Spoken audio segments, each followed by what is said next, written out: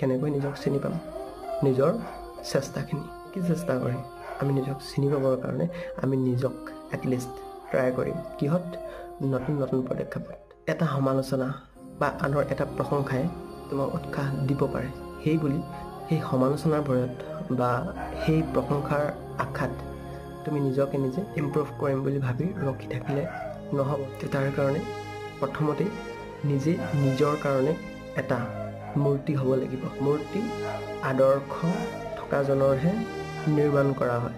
আৰু যদি আদৰ্শহীন, সমাজে স্বীকৃতি দিব নোখোজা মূৰ্তি স্থাপন কৰা হয়, তেন্তে তাক সেই মুহূৰ্ততে ধ্বংসৰো এটা প্ৰচেষ্টা চলোৱা হয়। নিজৰ প্ৰতিমূৰ্তিটো নিজৰ মনত নিজেই স্থাপিত কৰিবলৈ চেষ্টা কৰা, যে মই কি আৰু মই নিজক কেনেদৰে চিনি পাওঁ আৰু মোৰ উপযুক্ত হিচাপত ইয়াৰ বাবে মই কি কৰিব লাগিব আৰু কি কৰিবলৈ নিজক নিব লাগিব।